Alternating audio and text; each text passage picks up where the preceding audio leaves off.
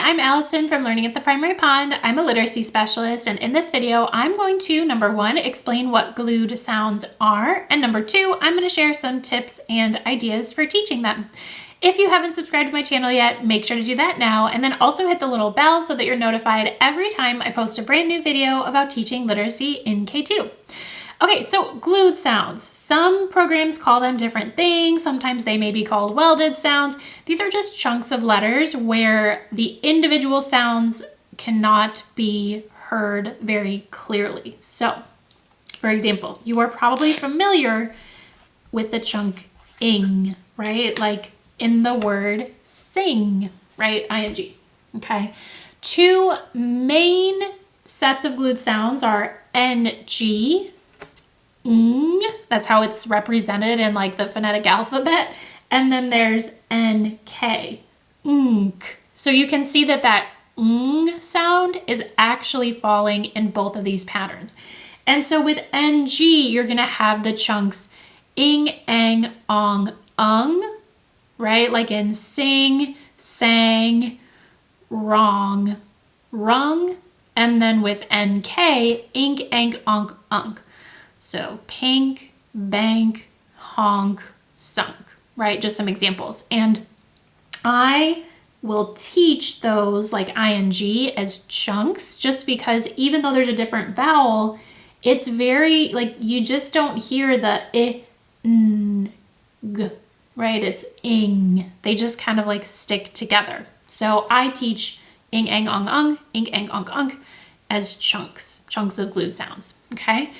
So these sounds will always come at the end of a word or a syllable, at least with, the NG and the NK glued sounds. For example, I gave you all those examples of the different chunks, but if we're talking a multisyllabic word, if you have the word ringlet, the syllables are ring-let, and you hear how the ing comes at the end of the first syllable. Now, some people also consider am and an, like in ham and pan, to be glued sounds. I tend to refer to those as sticky sounds. It depends on what dialect of English you are speaking. They can sound very glued together. You can also call it whiny A, because again, in some dialects, it's like ham. The A is a little bit different. It's a little bit whiny. But today, for the purposes of what we're talking about today, we're mostly going to focus on the NG and NK glued sounds. Okay, so question for you before we dive into tips. Do you teach glued sounds? And would also love to know, do you call them glued sounds? Do you call them something else? Just curious to know because I feel like the terminology varies depending upon the school and also depending upon the program.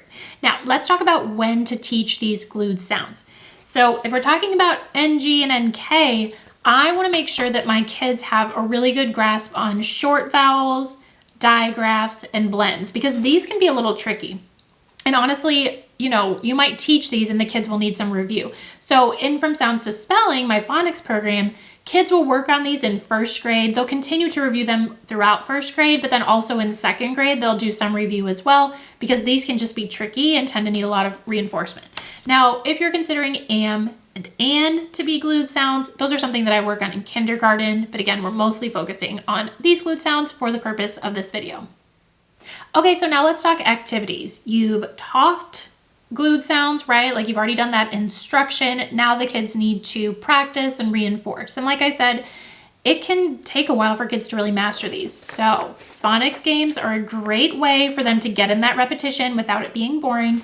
This is an example from my No Prep Phonics games. I will include a link for the glued sounds No Prep Phonics games along with this video.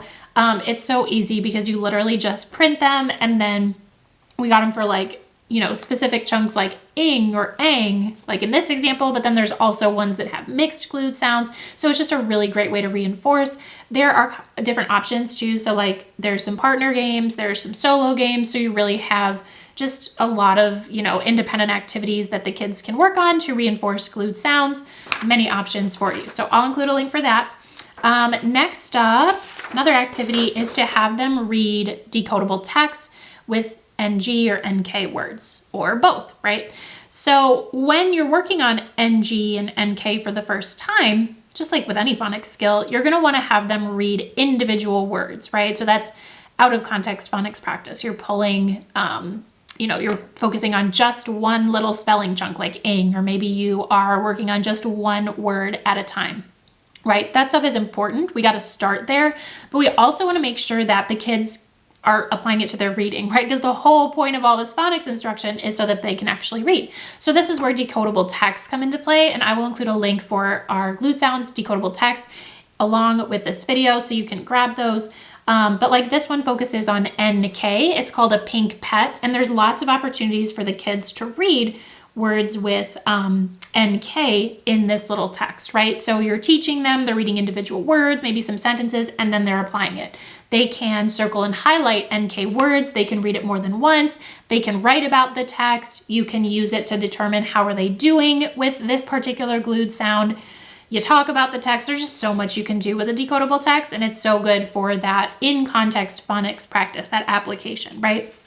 And again, we have running records that go along with this, so you can actually like mark, which words they got right, which words they got wrong, and that will give you a good sense of like, have they really mastered this pattern? So, decodable text. Some other things I want to mention. Number one, this is kind of going backwards, but you're going to want to have them blend to read lots of individual words, however you want to do that. When I have them blend to read, I will use letter cards, and let me just show you with this ing example. I don't have any with me right now, but imagine that these are on letter cards, right? And so we have, if we're reading the word sing, we will have the letter S on one card and then the ing on another card. Now, could you separate out and just have it be the ng on one card? Yes, but as I said, I really teach them as units, and so then when they're blending, I have them say ing, sing, okay? So blending individual words, of course, we're writing on whiteboards, words with glued sounds. We are making words with magnetic letters. Usually making the words with magnetic letters is a little bit easier. You can do that before they write words on whiteboards. You can do word sorts, right? Like ing versus ang or ing versus ink. You can give them a list of words, and maybe some of them have NG, some of them have NK, and then they're color coding. Blue is NG, orange is NK, right? So they're paying attention to the patterns. So all of those are, engaging activities that you can do. We are looking for 80% mastery before we know mastery of like being able to like spell words with NG, NK, 80% or higher, ideally higher, of being able to read those words before we move on to a different skill. And again, it can take a while because glued sounds can be tricky. Okay, so as I mentioned, I will include links for the No Prep Glued Sounds games. I have them for other phonics skills too, but I'll just include the Glued Sounds ones because that's what we're talking about. The Glued Sounds decodable text. And then I'm also going to include a link for a reading intervention pack that focuses on, it's actually consonant blends and glued sounds, but that can be really helpful if you've got kiddos that are struggling with this, just for some extra reinforcement.